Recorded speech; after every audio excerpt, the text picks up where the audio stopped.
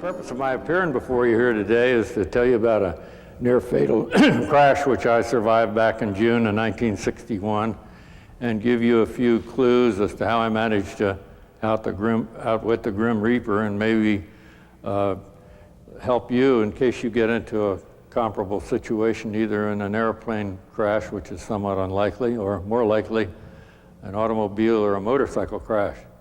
I was coming back from Colorado Springs in the back of a T-33, a tandem jet military trainer. Deadhead as a passenger. I wasn't jet qualified. I was a prop type pilot, but can't spend your life in the jet age going from Delaware to Colorado and back in a prop airplane. You know, you die of old age en route. So I had about 300 hours of deadheading with this real sharp pilot. He even had embroidered on the back of his orange flying suit, "Fly safely with the Delaware Air Guard." We landed about halfway home at St. Louis at Scott Air Force Base, and it was hot as hell, and I took my jacket off, and that was my first mistake. That denied me the additional insulation, which would have minimized the burns that I got later in the crash. But I always have a jacket on when I'm flying up around those high slopes, particularly, and any place actually, because if you had to crash land like the famous flight surgeon, Dr. Randy Lovelace, on hot summertime, crashed in those high slopes going from Albuquerque to Colorado Springs, survived the crash, but died from lack of jacket, died from exposure.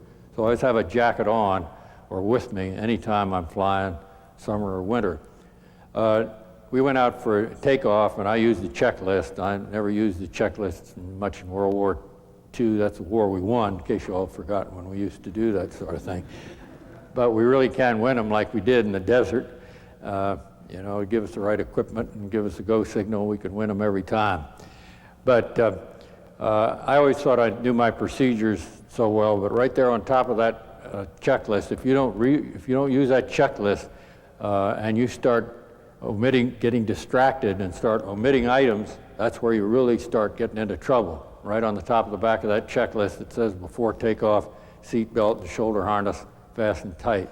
Now, anytime I get in any kind of a moving vehicle, airplane, automobile, or whatever, first thing I do is shut that door and fasten the seat belt. If I get in a car that doesn't have a seat belt in it, I sit in the back seat here behind the driver, and if he says, "What are you sitting back there for?" I say, "Because if you hit something, I want you to go through that windshield first and make a good big hole." So when I go through, I won't get cut. But you got to fasten that thing every time you get in that machine. I charge my kids $1 if I catch them in a car with the door shut and the seat belt not fastened, $1 on the spot. If they don't have it, they go to work until they get it. None of those delayed payments or any of that foolishness. And both my kids have been in bad automobile accidents and one in an airplane accident, although they're good drivers and flyers. And they said the old man was sure right about seat belts that saved my life. And anytime you get a teenager to admit the old man is right about anything, you know, you've made an intellectual breakthrough. But you have to shut that door and fasten that seat belt in that airplane or automobile, and then go through the reverse process of touch the harness release here and touch the door handle, because they're always all in different places. And only 2% of the people get fished out of crashes or automobiles and airplanes. 98% get out under their own power. So you want to know where those release things are. And fasten that seat belt and shoulder harness snug, because if your body develops any momentum inside of that harness, it actually doubles the stresses and everything comes unglued. And then make sure that your chin strap and your nape strap are snug on your helmet and your visor's down, like if you're riding a motorcycle. How many of you all ride motorcycles? I got to explain to you. You may not live long enough, you know, to spend the money you save on gas. But what the big problem with the motorcycle, it's 14 times as dangerous when you go from 4 wheels to 2. But it's coming up to that intersection when you go to make that turn, and the person looks up there and he sees a narrow silhouette, which he subconsciously relates to a pedestrian or a horse or a bicycle or something. He doesn't see the threat of that automobile, and he'll instinctively turn in front of it. Although he may see it, he doesn't perceive it as a threat. So when you drive that motorcycle, be sure to presume that you're invisible and that other guy driving a car doesn't see you. And make sure, of course, that you have your visor down on your motorcycle, or flying from bird strikes in the airplane or bugs in the motorcycle. Protect those eyes, because if you've ever been blind like I have for 4 or 5 days with it all black, it's a pretty darn terrifying experience. And then as a little additional precaution, although it's not on the checklist, I always made sure I could get my feet up on the panel, not punching out any glass, and that I could get my hands free so I could brace myself in case we ran off the end of that runway in that airplane. And people say, well, did you think you were going to crash? Well, heck no, I didn't think I was going to crash, right? I never got in the bloody thing. You know, that's ridiculous. But there's always a possibility, and I'd rather be prepared for the worst and pleasantly surprised when I don't crash than the other way around. And I feel that way about driving out there on that highway and amongst all those people that are out to exterminate me. You know, they be prepared for the worst. When we got off the ground, normal takeoff run, checked each other back and forth on the checklist, got off the ground, got the flaps up, got the gear up. About the time we got it about 150 feet, the engine quit. No snap, no crackle, no pop, no nothing. Just quit absolutely cold. Right away, we elected not to eject because 150 feet was the minimum altitude for ejection in that old T-33 with a non-rocket seat. And the Air Force has a tendency to raise the minimum to 50 feet with every unsuccessful ejection, you know.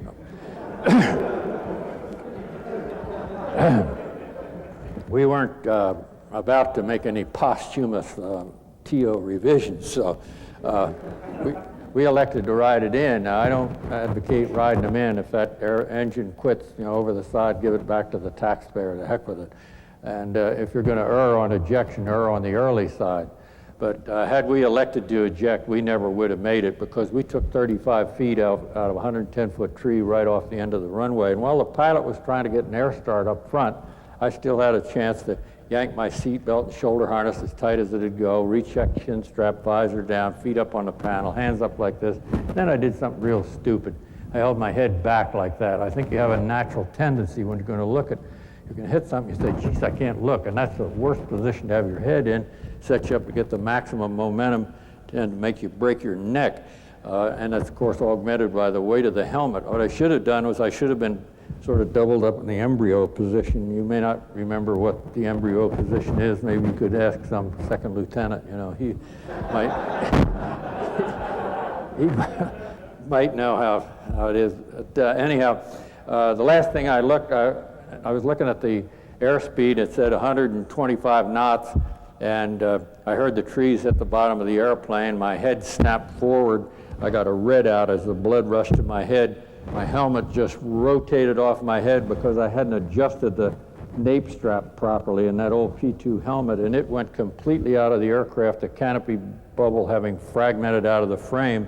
And then as you get in any impact with a shoulder harness, it stretches and then it slings you back. And this thing slung me back and hit this soft, squashy headrest behind which there's a metal plate, and that thing knocked me out. Now they have padded that up now, so you don't have that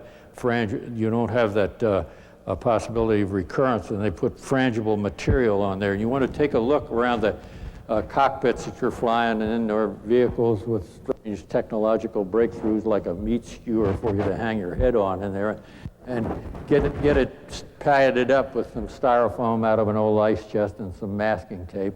And be sure that your headrest on your automobile is up where it's going to support the back of your neck, because in that front end collision, as you'll see in these tapes on the automobiles here in a little while, when you go forward like that, you snap back. If that headrest is low, that you're going to break your neck right over the top of it. It's got to be up where it's going to support the back of your neck. And same thing if you're rear-ended, after you've survived the initial crash in that automobile, then you look in the mirror and see some guy's going to hit you from behind coming about 25 miles an hour. Then you want to put your feet up like this and head back against that headrest. Or if you don't have a headrest in the back seat, squash down in there so your head and neck are flat up against the seat, and that car can accelerate like that and it won't break your neck. But as I started to come to, I had a feeling of well-being, like if you've ever been in the pressure chamber and content taken off your mask at the equivalent of 30,000 feet, and all of a sudden you feel real high, and then you pass out. And I don't know how many of you all have done that. A few. Well, I guess they pick on the generals mostly.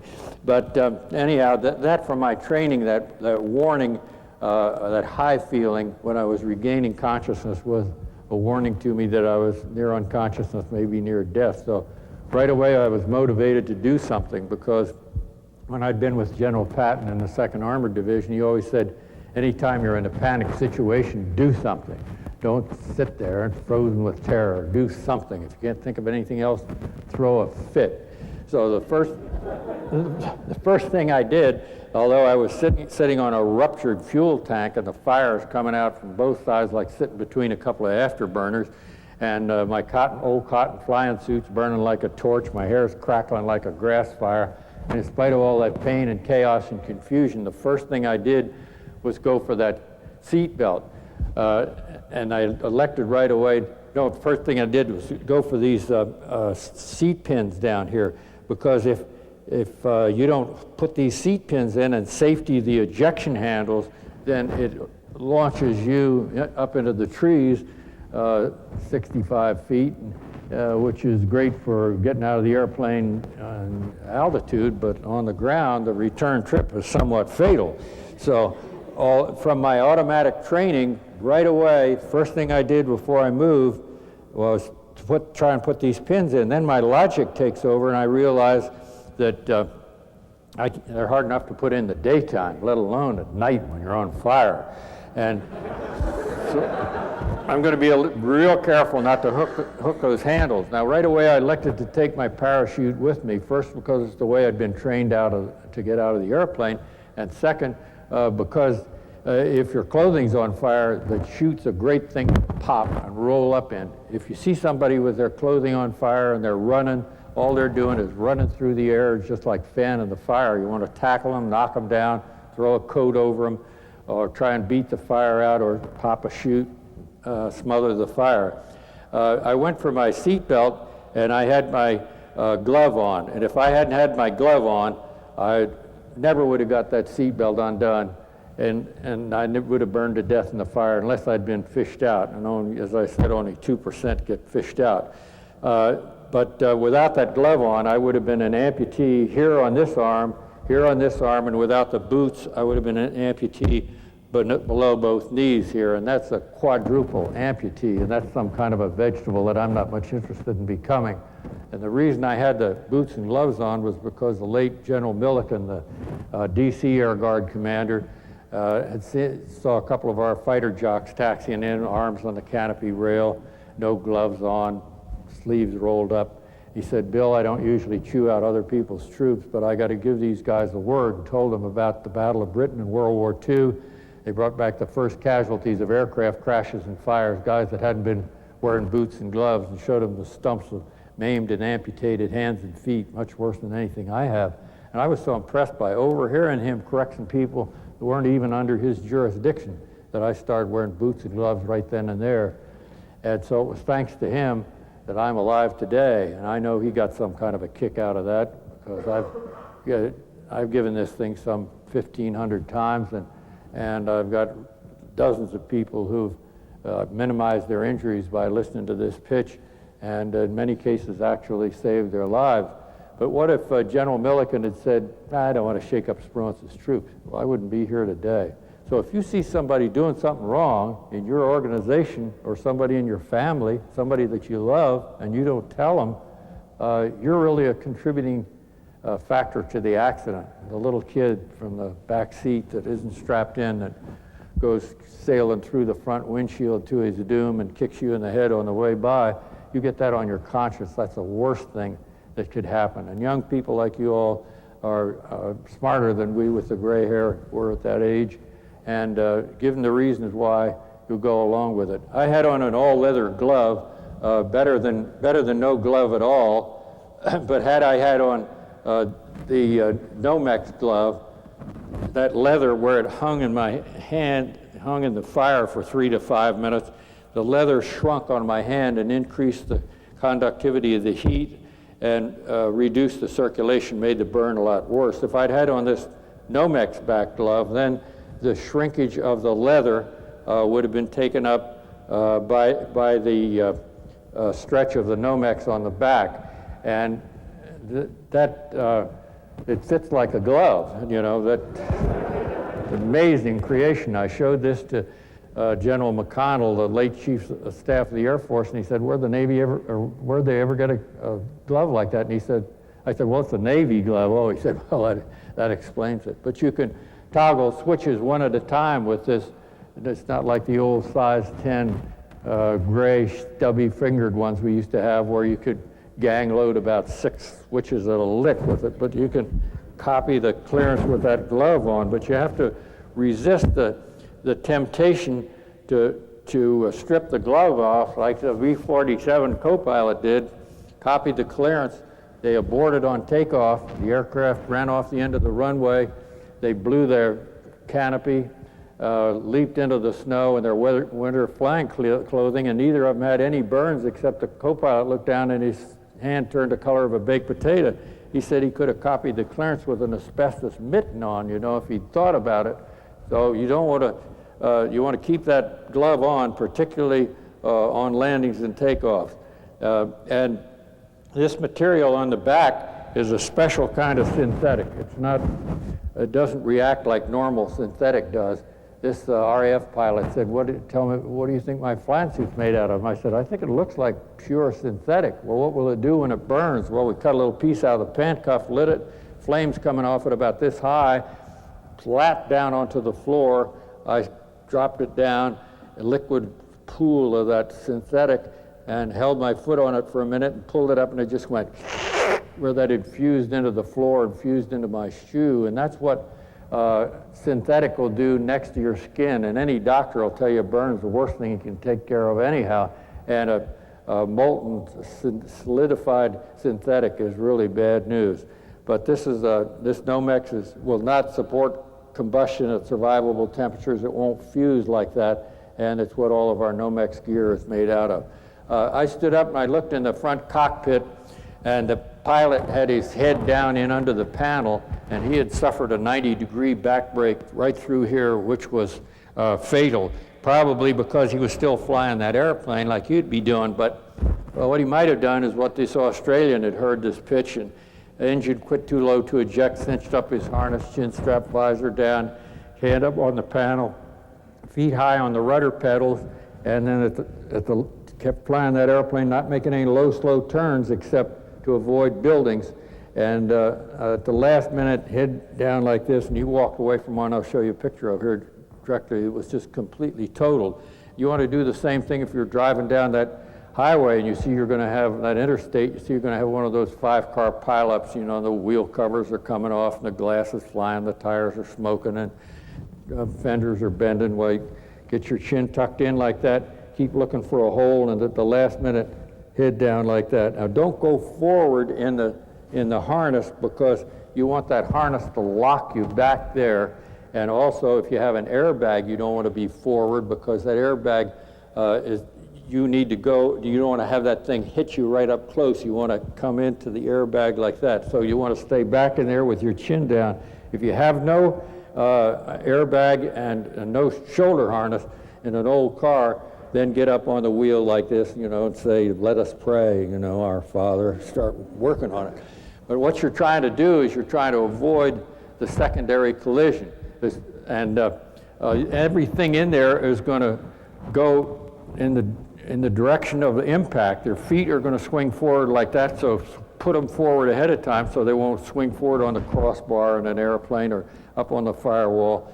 And your arms are going to swing forward. Your upper torso is going to swing forward unless it's restrained by that shoulder harness.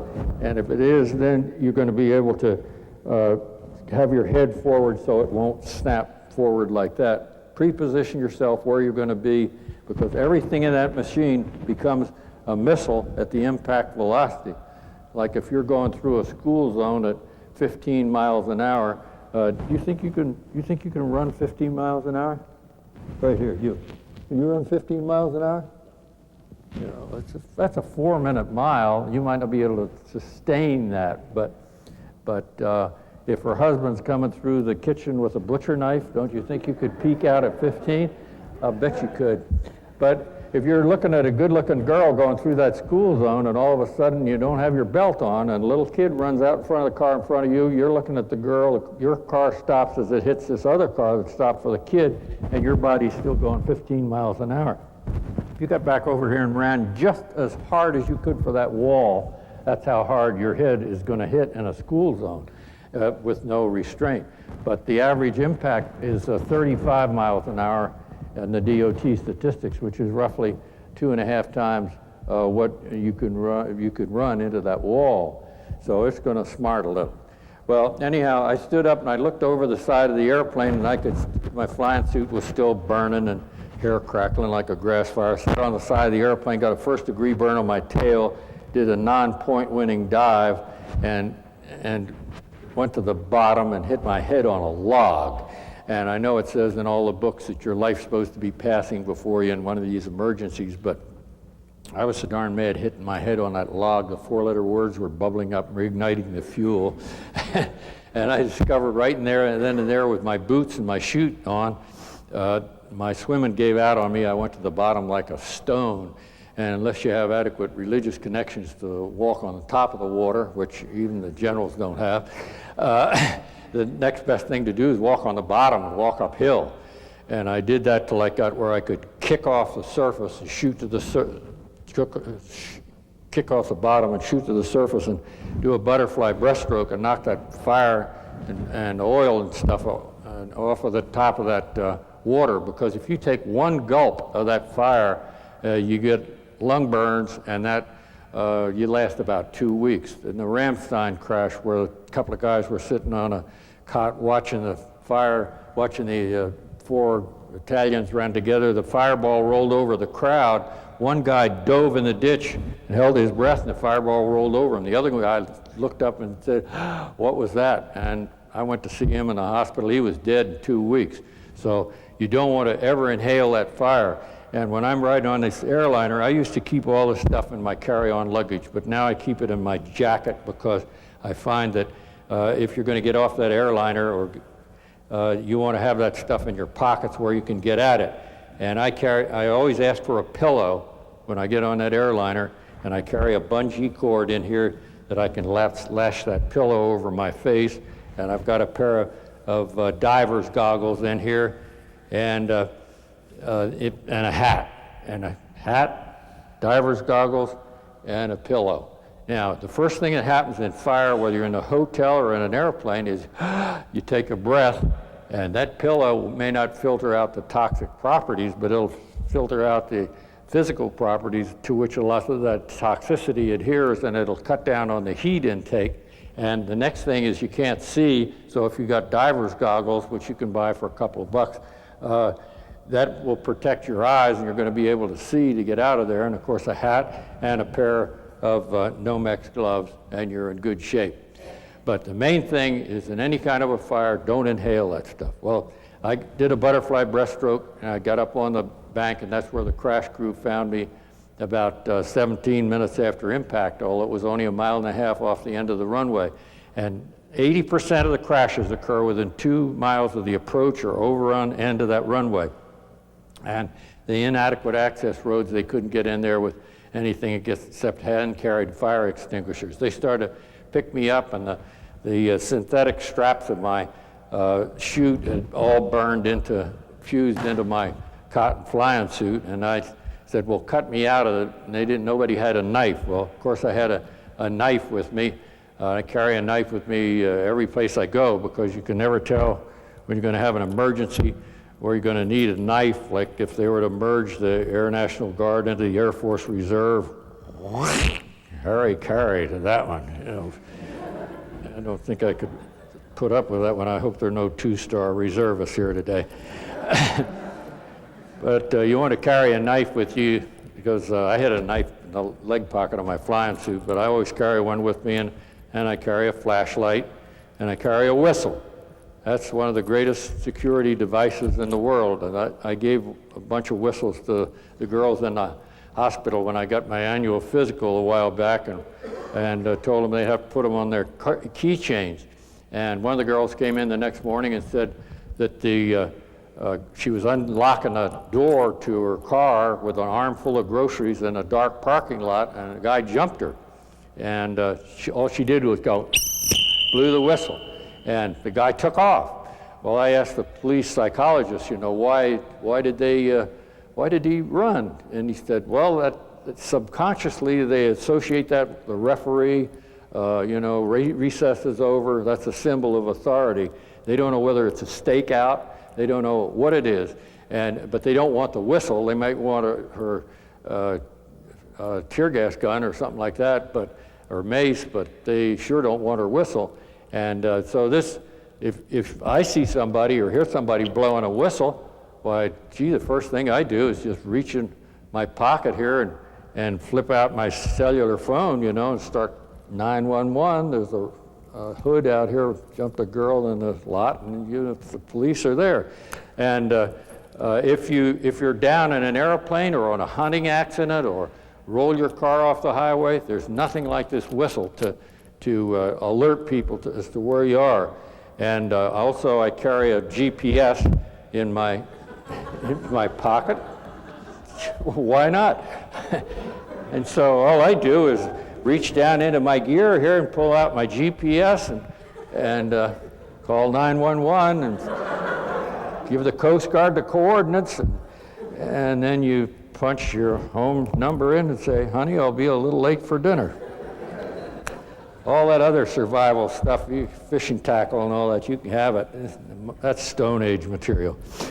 But you can cup this whistle, and a lifeguard told me that you can multiply by a factor of 3 the range of that whistle just by cupping it. When I'm down in South Washington and in kind of a bad area and a guy starts coming at me here, I put that whistle in my teeth and say, don't move out. And this guy is over here, is coming after me, 2 of them. I got my tear gas gun here and I can get 2 of them in the eyes, blowing the whistle simultaneously, and then the third guy hits me from behind and I'm down, and I say, I'm 81 years old, you've broken my back. And they say, oh, he broken his back. And then I pull out my stun gun here and start taking him out at the knees. But for a nominal fee, see, you can wait for the crime bill if you want, but I'd rather go ahead and be prepared. But anyhow, I got up on the bank and they put me in the ambulance, and about at that time, the seat went off and launched that 190-pound seat up into the trees. And I said, gee, if anybody's got any connections with the front office, say a short prayer that darn seat doesn't come through the roof of this ambulance and kill us all, because I've had enough trouble with that airplane for one day. And sure enough, they had a Catholic chaplain on there. They gave me the last rites of the Catholic Church. And had told me the next morning, and I said, well, that's the reason I survived, I guess, because I'm a Presbyterian and it didn't take. But sorry for you Catholics to laugh at that. I got you special dispensation. But don't ever sell those chaplains short, because in the 36 major operations I had in that hospital, lots of times going into that OR, odds were 1 in 10 I was going to survive. And when they get that slim, it's pretty nice to have a chaplain come in and say a little prayer in front of the doctors and nurses, sort of get everybody on the same frequency in the operating room. And when it comes to praying, I want somebody who's fully checked out and qualified and operationally ready and all that sort of thing. But after the first 4 days, when they realized I wasn't going to agree with them when they kept pronouncing me dead, and that's the only time I disagree with the doctors. I don't go along with that pronouncing you dead routine. Not that I'm afraid of dying, because when I was reading Peter Pan when I was a kid, Death's a Wonderful Adventure, someplace I've never been before. But I'm not sure where I'm going, so I'm going to do my best to stick around. And the doctor wants you to stick around, because if all his patients are going out the back door in a hearse, and loading into a coffin, why, that's not very good for his reputation. He wants you to go out and tell everybody what a great doctor he is, and then he gets more promotions or more patients or whatnot. And you want to get out of that hospital because they smell something frightful and don't have any bars in them. There's just no place to be volunteering to spend a lot of time. So think positive and have the people around you. When I was critical, lying in the bed with a tent over top of me, nothing could touch me at all, and I couldn't move, I couldn't talk, I had a tracheostomy here, and I heard a guy out in the hall say he's not going to make it. Well, if that'd been somebody I knew, I probably would have given up, you know, if it had been my doctor. But these people were positive, and I could have spent, I guess, a couple $100,000 in the first year on surgical fees alone and never got the care that I got in the Air Force medical system. They air evac'd me down to San Antonio, and it was nice to get back in the air again. But there I had the fabulous care of those doctors. And the first problem was I had a wraparound burn on my arm. And anytime you have a wraparound third-degree burn on your arm, why, they just have to amputate it, cuts off the circulation. They said they had a guy had a wraparound burn on his finger, and they put it in a pouch in his abdomen that fed the finger till the old supply restored itself. And then they pulled it out and wrapped a skin graft around. The guy's got a pretty good working finger. They said, "How would you like to try that with your arm?" I said, "I don't know. Have you guys ever done this before?" And they said, "No." I said, "Well, that's not much of a testimonial. What else you got in mind?" They said, "Well, you could cut your arm off." And I said, "Well, that's the easiest decision of my career. You know, what have I got to lose?" So they made an incision in my abdomen, put my hand in there, and that fed the arm and everything. And it was just like having your hand in your pocket, but a month is a long time to have your hand in your pocket. And then they pulled it out and wrapped a skin graft around it, and they took skin from me all over. In fact, there's one expression I never use anymore. It's "no skin off my..." Never use that one. But I got a pretty good working hand here. I can shoot ducks, you know, and I can crank a fishing reel. I caught a 140-pound tarpon, 6'6" fish by myself, no captain, no mate, no witnesses, no. Honest face like mine. I really did. But that was 12 years after the accident, so you get a little better every time or every year. But I can't hold a highball glass in this hand, but I can hold one in this hand. And that isn't a highball. I think that's a chlorine flip. But I can hold a champagne glass in this hand, so if I have to drink with my left hand, you know, I have to make some adjustments to this, but I can't do a thing with paperwork. I've got the controllable disability. Quits on me. I have some pictures here which I stole out of the accident file to show you what you can get away with making a minimum of mistakes, and also to show you some pictures of some other people that have heard just what you've heard here today and how it minimized their injuries and in some cases actually saved their lives. So the first slide, there's a scene of the crash, and he landed that airplane just like it says in the book, no low, slow turns. If we'd gone for this sucker field over here on the right, we'd have cartwheeled and bought the farm for sure. But we were right on that runway heading, runway 13, and took 35 feet out of a 110-foot tree right off the end of the runway, cut an 800-foot swath, and landed in that creek right there. And that's the tail up there on the bank, and this is the tail, this is the engine, and I was in the middle of that fuselage laying there in the water, something in excess of 15 minutes, maybe 20 Gs. I had no impact injuries except that whack in the head from losing that ill-fitting helmet and not having a padded up headrest, but no broken bones, nothing else but the burns. They immediately, this is the engine, and they immediately took that apart and determined the cause of the failure of the accident was a fatigue break in the linkage in the fuel controller system. So they grounded all airplanes with that type fuel system for a one-time inspection to be sure it wasn't going to happen to some other guy. And if we had had the gang start modification, we would have had no sweat. But this fatigue break in the linkage in that system would never have happened. So we had the paperwork on the modification. We got the parts 2 weeks after the accident. So that had been expedited by 2 weeks. cut through that higher headquarters of the exigencies of the situation, preclude the economical feasible modification, which is bureaucratese for I don't understand it, I don't want to make a decision, and I'm waiting for retirement.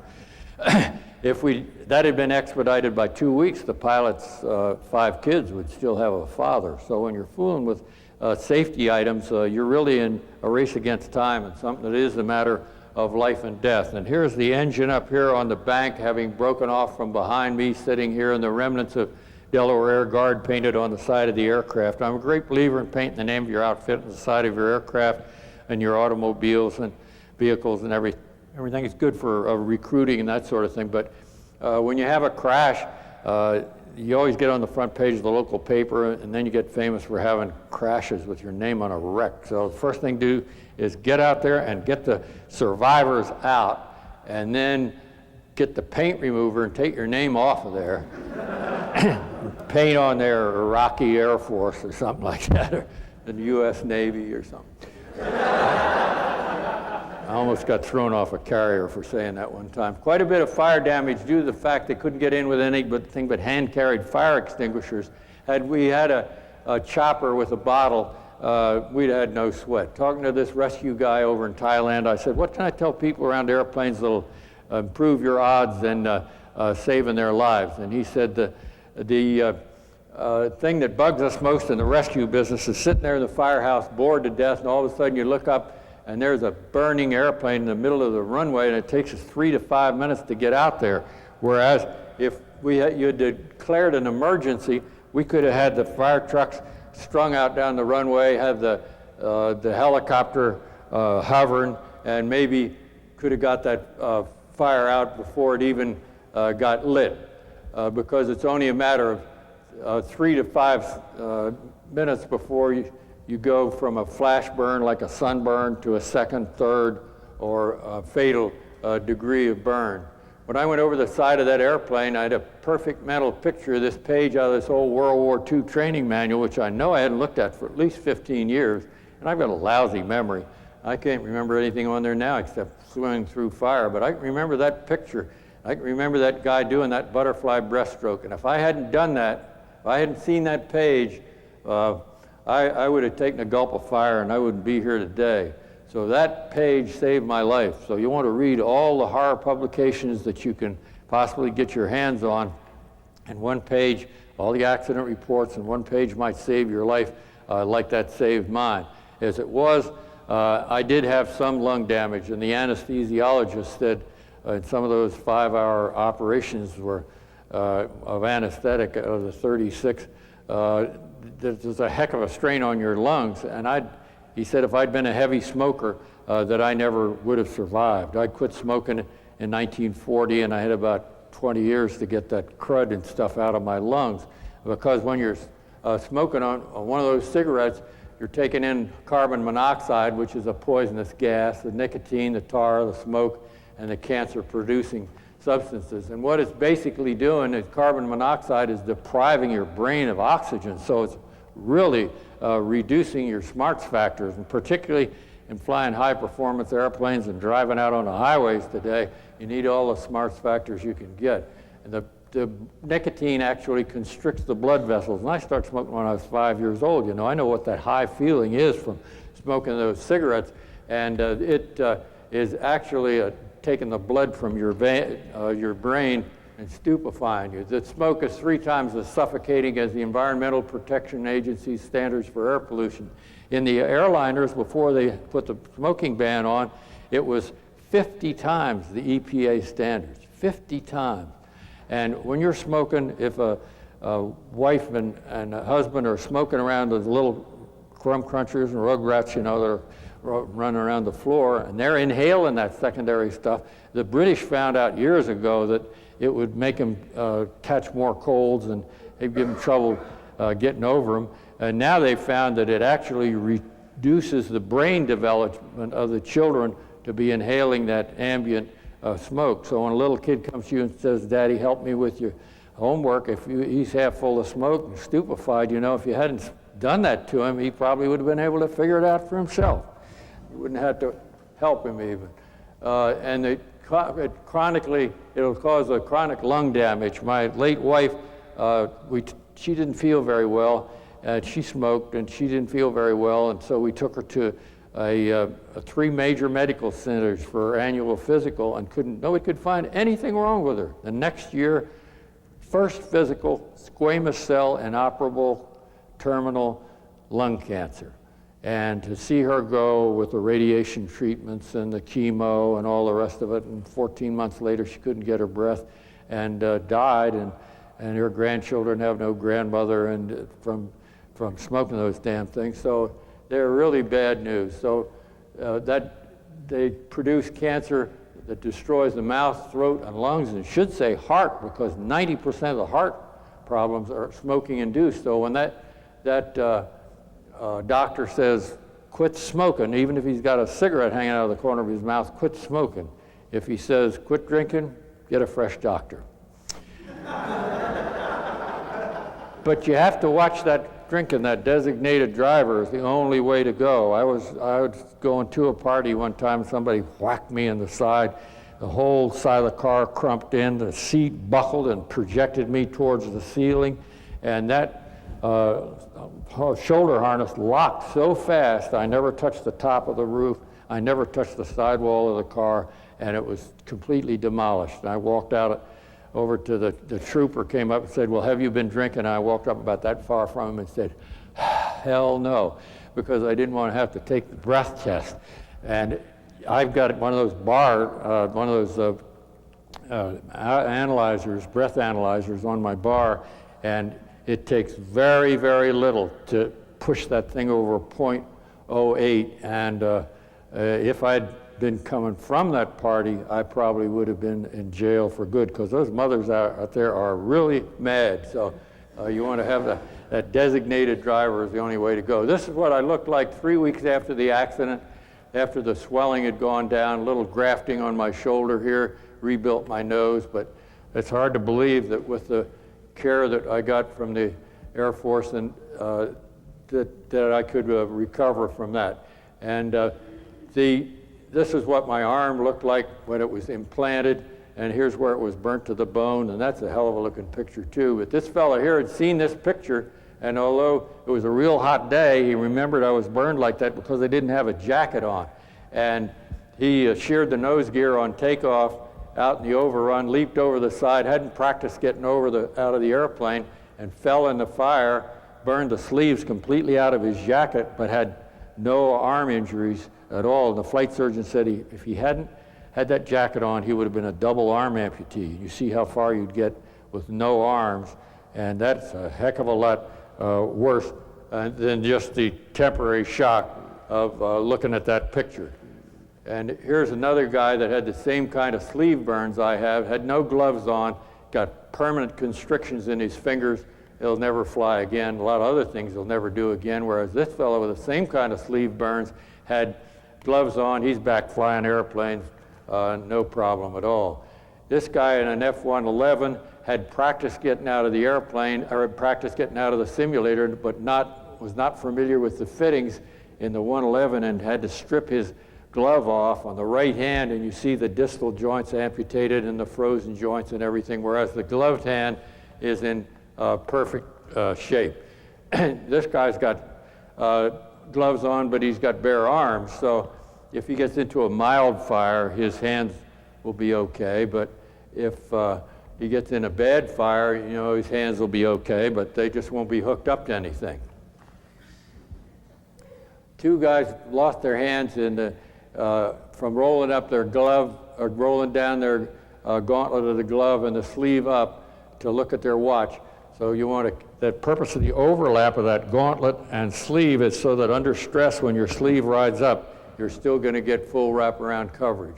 This is a Daytona car racer, had everything going for him, the roll bar, seat belt, shoulder harness, and everything, except he forgot his gloves. And you can see what it did to his hands. This is the safest aircraft we've probably ever had in the Air Force, the C-141. This one was taxied out into the path of a Marine A-6 bomb loaded on the takeoff roll, and everybody got killed up front in the 141. The loadmaster was back here flubbing around with the door. He held his breath, and he was the sole survivor of that.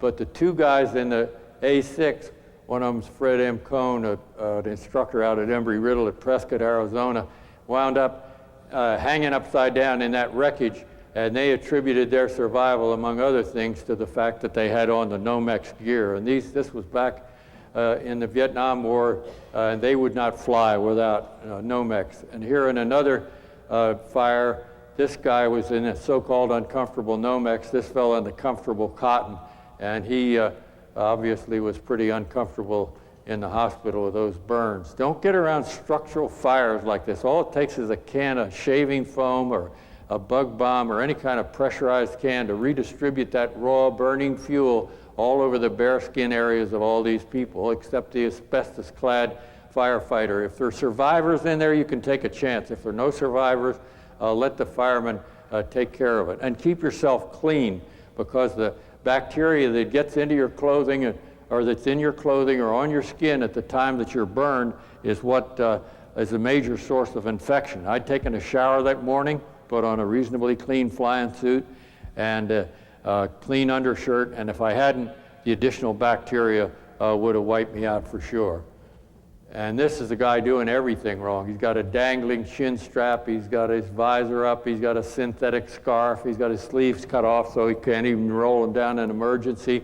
He's got a no jacket and no gloves. Get used to flying with your collar up. Protect the back of the neck. As the late Colonel Bill Jones, a Medal of Honor winner, said, "General, take my picture and show it to people around airplanes and tell them if I'd only had my collar turned up, that I wouldn't have gotten burned like that on the back of my neck." So have that collar turned up and have that nape strap adjusted so you won't lose that helmet like I lost mine. Because if you lose your helmet on initial impact like this guy did, he was killed in the same accident with these other fellows. And this one lost it on secondary impact and survived, but went to hospital. The two on the ends of the same crash, helmet retained, no head injuries at all. So when you're riding that motorcycle, wear a helmet, wear some gloves, wear long sleeves, and wear some leather, and be 14 times as careful as going in a four-wheel car.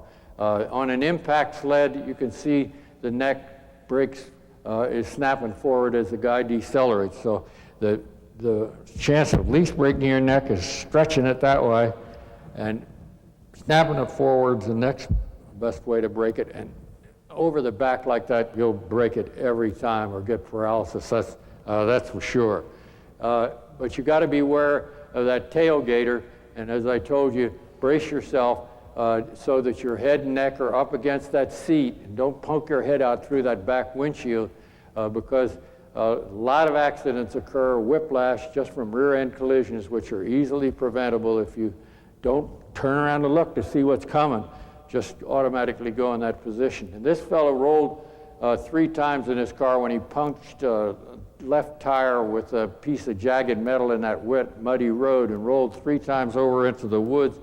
And he's an Embry-Riddle instructor at Daytona, and said that if he'd been in the Jesus I can't look position with his head up, when that roof came down, it would have crushed his skull and killed him for sure.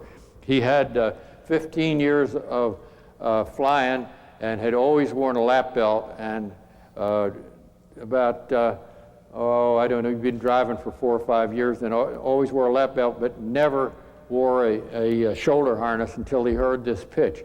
And that harness, he said, as he was decelerating, rolling, he could feel that thing cutting into him, and he was hoping it wouldn't fail. And he wound up upside down, turned the switch off right away, because you know that Volkswagen with the tank in front, that's Hitler's revenge. You got to cut that switch off so it won't ignite on you. And he did not do what another friend of mine did. He was upside down and undid his belt, broke his neck. What you do is you put your hand up there first and then undo the belt. And if you're upside down in water or anything, before you get disoriented and undo that belt, you want to jettison the door handles so before you get disoriented. And the impact was such that the front seat was laying out in the woods. We put it back in there. I couldn't believe it had torn out of there. If he hadn't been belted in, he would have been projected right out through with a seat. If the kids had been in there, they'd have gone out to their doom because there were kids' toys all over in the woods. And so you want to belt your kids, belt them regularly. It may save their lives. And you start these little crumb crunchers off in one of these love seats, and you don't want to have them facing aft in with an airbag, because if they're facing aft in an airbag, that airbag will project them right backward like that. You want to put those little kids in the back seat, or if you have to put them in the front, have them facing forward. And they don't know whether they're going forward or backwards. They're just as happy going either way. And you ask these kids, how do you feel about seat belts and shoulder harnesses? And they say, well, geez, I've been wearing them all my life. What's your hang up? And what he can't understand is why we don't have seat belts in the school buses. Here we try and educate our kids to be successful citizens, and then we don't have seat belts in the school buses where they're going to get educated. And the academic people say, well, we don't kill enough people in school buses. Well, we don't kill enough people in the chem lab. Shall we take out the fire extinguishers? You know, I think we should train them to associate restraint with motion from the womb to the tomb. And this is one of our Air Guard photographers having they say it's just unacceptable for them to risk the chance of hitting at 35 miles an hour and going out through that front windshield versus that temporary restraint system. And here again, you don't want to have them facing aft if there's an airbag there. This is my son's Oldsmobile 442, which he totaled when he slipped off this high crown tar road, and he hit a bush which turned out to be stuffed with that concrete. You could see what that does to a front engine car. If you had a rear engine car, you get the double whammy. You know, you hit the abutment and the engine hits you. 4 times as dangerous to ride in a rear engine car. The guy in the right seat had no seat belt on, no shoulder harness. He bit a piece out of the panel. Here's where his head went in the glass. He was knocked intermittently unconscious for a couple of months, and that was the tragedy of it. Tom had to look after him. Then we discovered that was the 3rd accident that he'd been in without a seat belt. And he was pretty hard to convince. I'd had trouble convincing my late wife. She said, I don't want to wear that seat belt because it's going to muss my dress. And I said, well, if you stick your pretty face in that glass, you're going to get some wrinkles in your face, and I'm not going to be able to press out. And so we got her pretty well convinced on that. She wore it all the time, and Tom wore his all the time.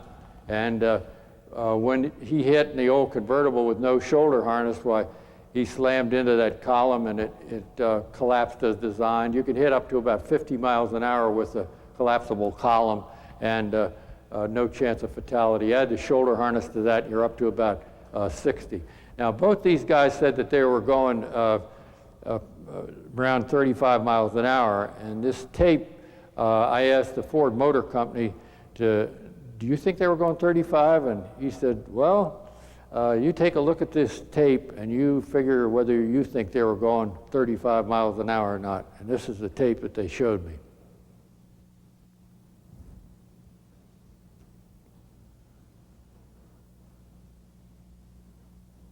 You don't have to change the projector.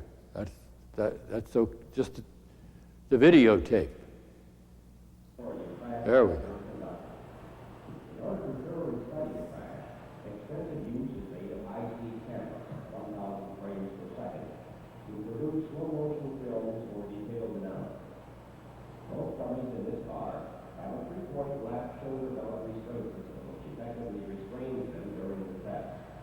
Each crash is carefully covered by 12 to 20 high-speed cameras from above, on the left and right side, and underneath to study occupant and vehicle dynamics. On the left side, steering power movement relative to the car is measured by film analysis techniques. Note the targeting on dummies in the car. These are also used for measuring and studying relative displacements and motion during the test. The following sequence illustrates the seriousness of a 30 mile per hour barrier crash when the occupants of the car are unrestrained. The left rear dummy has a laptop. Apparently influencing his motion. With that of the right rear dummy, who slides up to the front of the car. The right front passenger is also unrestrained. Now that's a scientifically weighted dummy, has already been from the back seat to the front windshield and now going to the back window at 30 miles an hour. And so anybody says you don't need a belt in the back doesn't know what they're talking about. In this next crash test, both the right front and left front dummies also do not have restraint systems. Note the use of the onboard high-speed cameras, which are used for a close-up study of the motion of the dummy. In this particular test, the windshield was contacted and bulged, but did not break into lacerating sharp fragments, a feature of the type of safety class that is in all of today's windshields. See him impacting the headrest? An average class that has a lap belted and shoulder harness right front occupant. The doors are removed and braced to allow a better view. Note how effectively he is restrained and does not contact the front part of the car.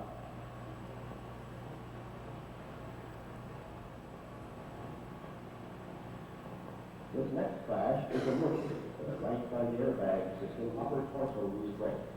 The dummy is lap belted. The bag inflates when a crash sensor detects a severe impact, and the dummy impacts the bag prior to movement into the pedal area. See that headrest going back? This next test is a 30 mile per hour, 30-degree head-on accident simulation, with both cars moving at the same speed. Both cars were equipped with an airbag restraint system. The bag inflated early enough to keep the occupants from further contact with any other forward portion of the car.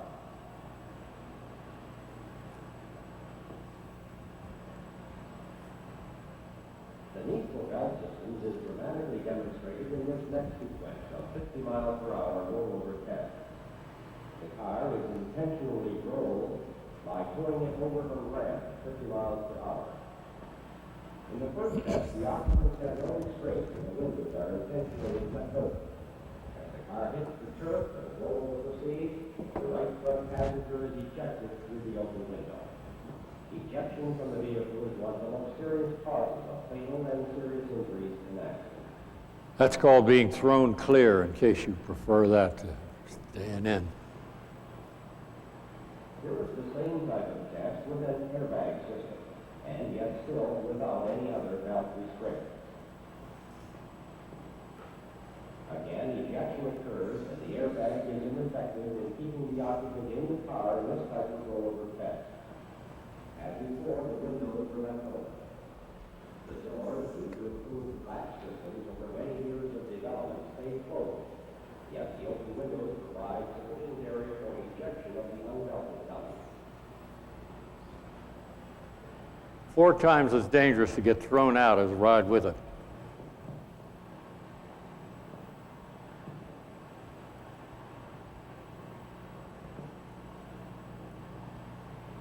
The third in the sequence is an example of the same rollover test with passengers who have been restrained by a lap shoulder belt. Again, the window is left open. The car rolls violently, yet the occupants are contained within the vehicle. Evidence has shown that the likelihood of serious injury or death is reduced if you are kept within the vehicle during an accident involving a rollover. And you have to wear that lap belt even though you have an automatic shoulder harness or an airbag or anything else. You still have to have that lap belt on to keep from getting ejected out of that machine. And this is an old airbag picture, one of the first ones. This guy fell asleep, rolled 3 times at 65 miles an hour, and the police went to dig out the body, and he was out picking up his paperwork out in front because the briefcase wasn't strapped in, and papers are all over the place, and he's back at work the next day. In the case of the Volkswagen, had he not had that shoulder harness on, he would have impaled his heart on that column, stuck a horn ring in his teeth, and stuck his head into the windshield. But with the harness pulling him off of that, he has no problem like that. Now, people say, well, I don't want to have that harness and everything on because if I go in water or fire, I'll drown or burn to death. problem is, if you don't have that harness on, you get knocked out, then you're sure going to drown or burn to death. 1 chance out of 30, the harness will do you more harm than good. 29 times out of 30, it's going to save your life. This is general aviation cockpits superimposed on each other, shows the body slamming forward, legs and arms forward without the harness. And if you don't have a shoulder harness in an old car or any kind of an old airplane, get 10 feet of webbing and sew a loop with heavy cord in each end, and then thread that through your rear seat belt or tie it back there. Put your front seat belt through those 2 loops, and therefore a couple of bucks, you've upped your odds about 80% for survival.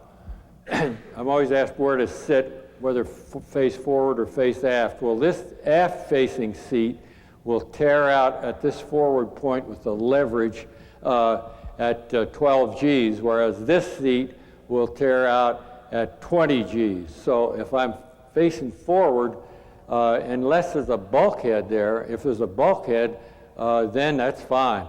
Then I'd prefer an aft-facing seat, and the military aircraft reinforce the floor structure, so that's good for about 20 Gs too.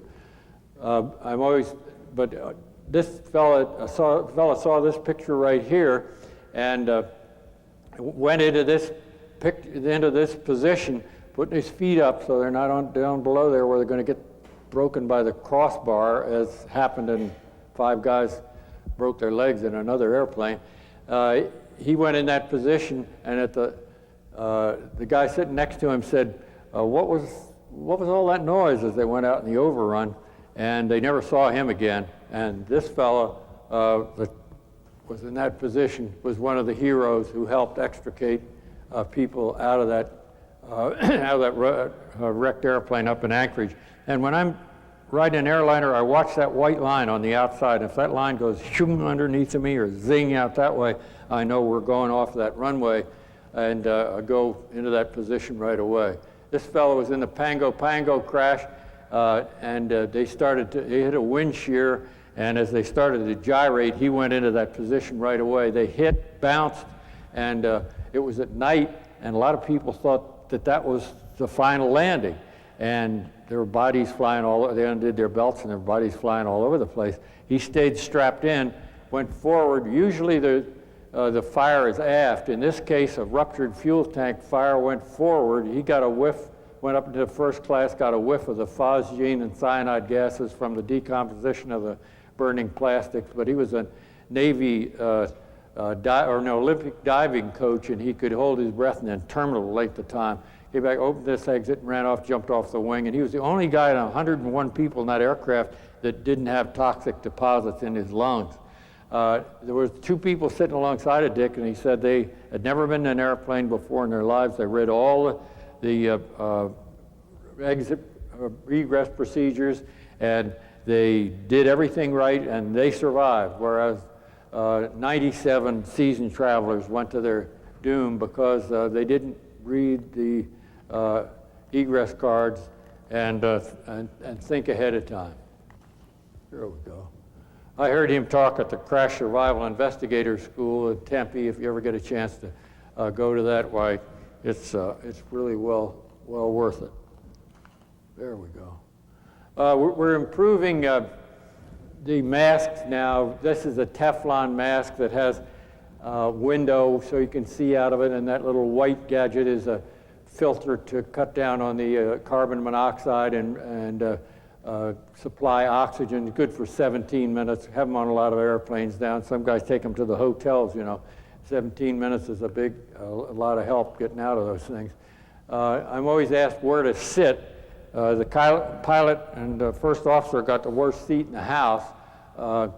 They get killed first, but they get paid for it. And they're the first to arrive at the scene of the accident, they say. I always like that. Then you go first class, get killed first, and go coach and arrive alive. So the best place to sit is don't be telling everybody this now, but is in an aisle seat in the overwing exit row, because although the aircraft will tends to break up in the front first, or it separates from the wings there, and tail separates there. Structurally, the strongest part of the airplane is that wing area, and although you're sitting over fuel, the fuel is usually aft, and that gives you an option of forward, rear, or out either side, whichever one seems to have the, the least fire. This guy, if he'd gone out, he did go out over the nose, all the fire was aft, and had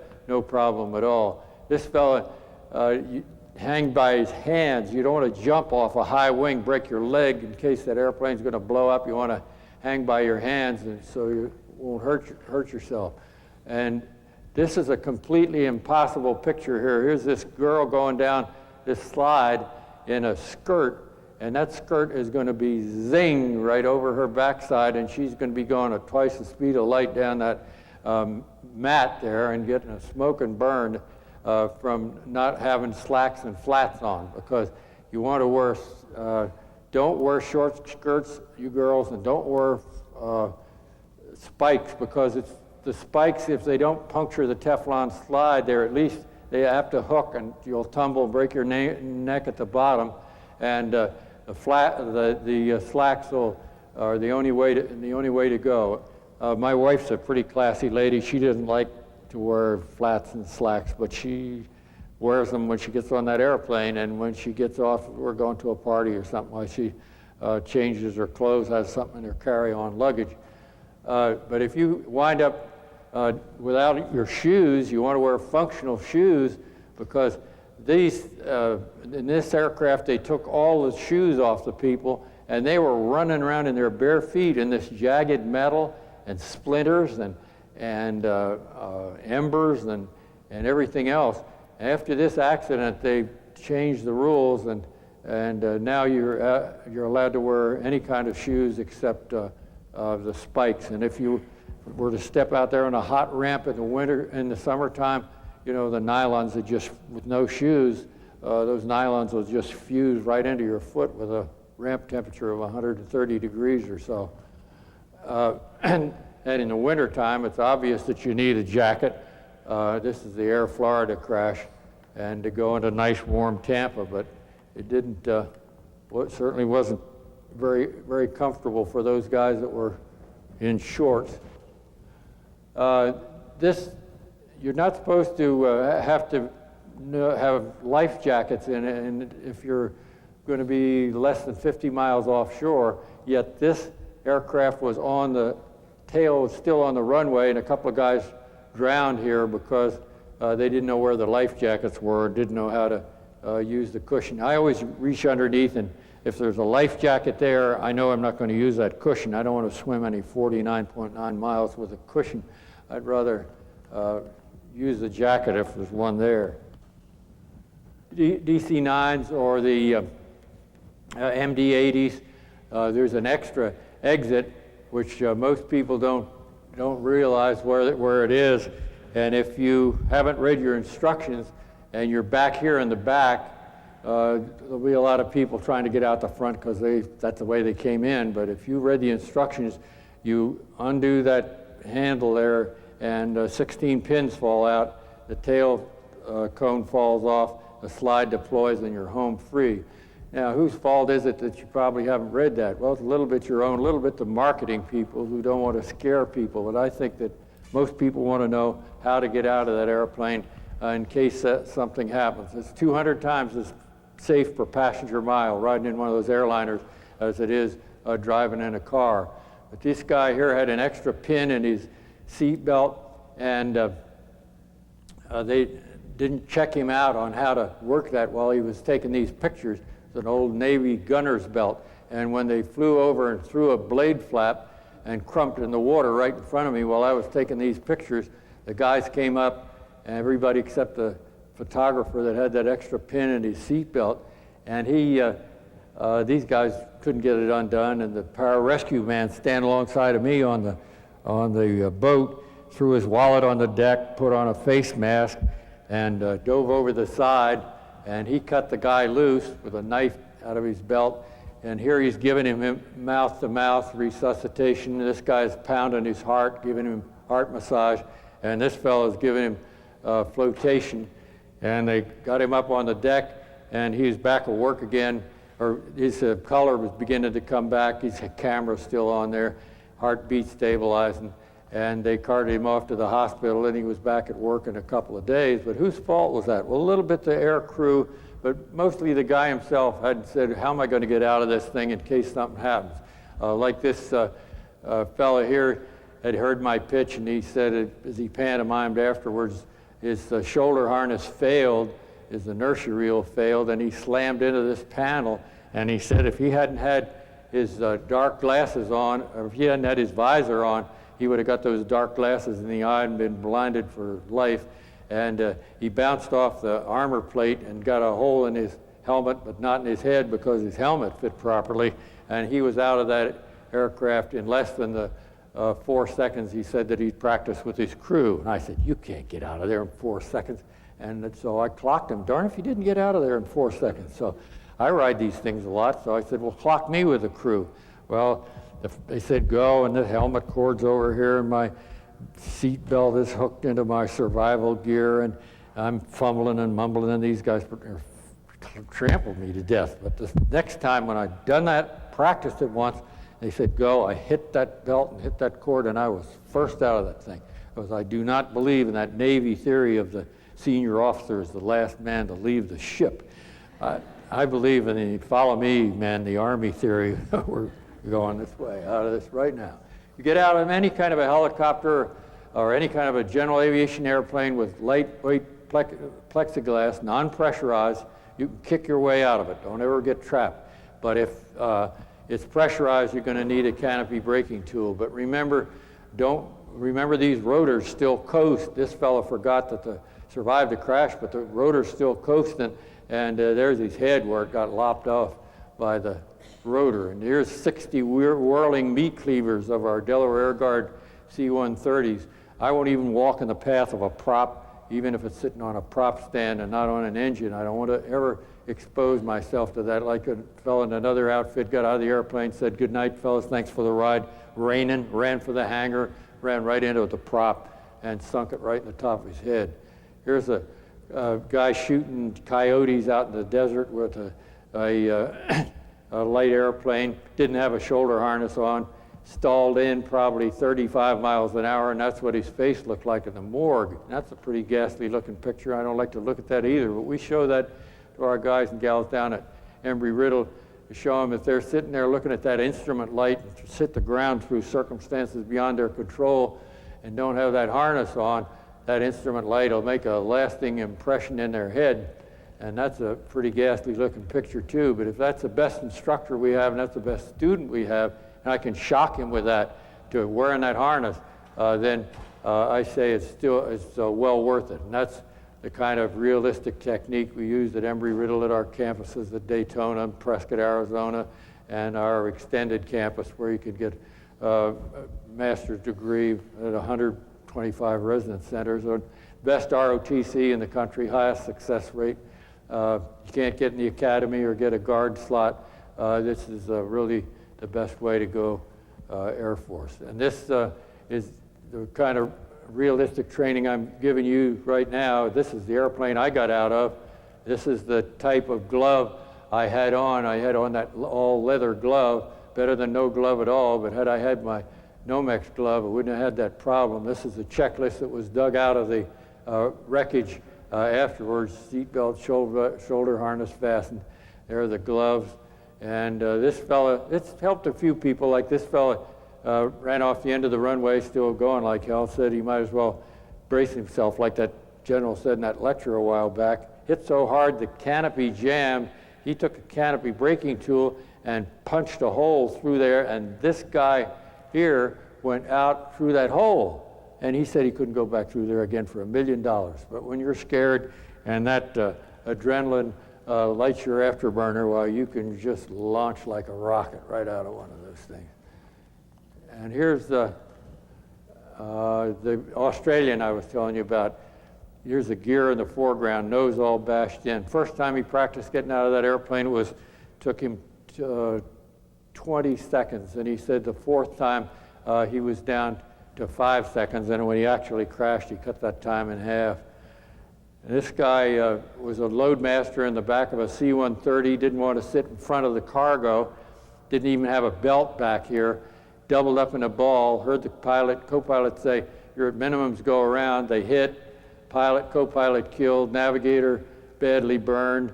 The loadmaster rode that cargo all the way up here and walked out through the hole in the side of that thing and said, the commander said, "I guess everybody got killed in that one." He said, "Not me.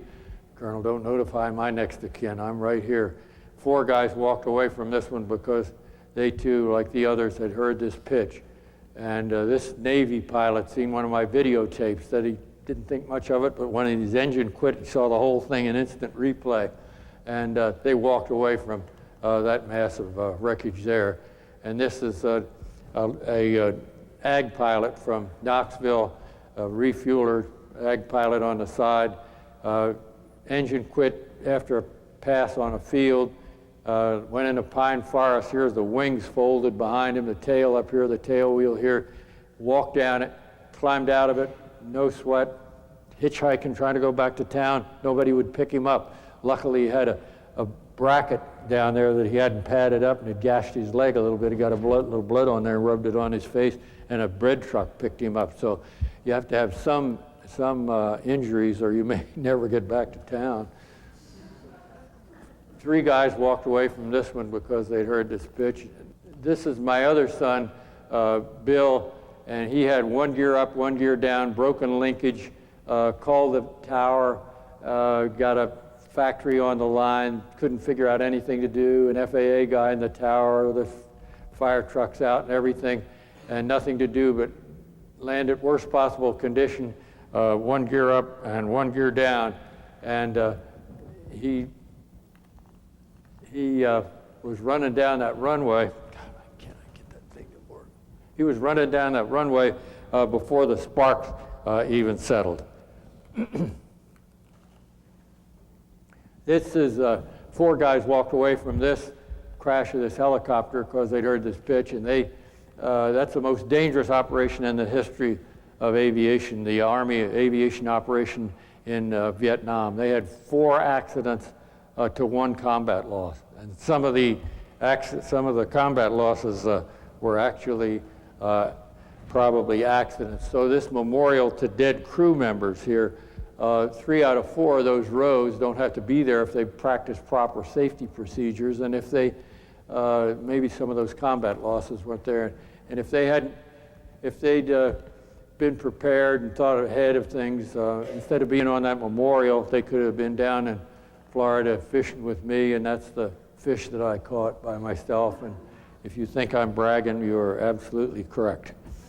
But the purpose of that's a pretty heavy load of safety propaganda in one package, but I'm always afraid that if I leave something out, that I might leave something out that might save your life. So it's a large dose, but if some people say, well, it might inject fear of flying in people. Well, I don't think that would do it at all, because all the thousands of hours that airplane had been flying, if it quit a few seconds sooner, it could have stopped on the runway. It could a few seconds later, we could have engaged the barrier or maybe stopped on the runway. If we'd had enough altitude to eject, or with a rocket seat, you can eject anywhere except in the hangar, I guess. But all that time, that thing could have quit any time, but where it did. But and then impacting, if I had held my head forward like you're going to do in any kind of an impact, and I talked to a guy over in Austin, Texas, a helicopter pilot driving home with his wife after hearing this thing. He says, "Honey, I still think we're going to go." Geez, I can't look. We got to practice. So they practiced, and about a couple weeks later, drunk jumped the median, hit him head on. Everybody went to the hospital or the morgue except the 2 of them, because they braced right away. Or if I'd had a proper fitting helmet, I hadn't lost that, and I wouldn't have lost it with my head forward, or had a proper padded headrest, I wouldn't have been knocked out. And not being knocked out, I could have gone through that fire before it really got lit. And even after it was lit, I've talked to firemen who've been in chemical plants where ball of fire came through, you know, they just go down there and hold their breath. Main thing is don't hold your breath or go like this. Don't breathe that stuff in. So I hope nothing like this ever happens to you.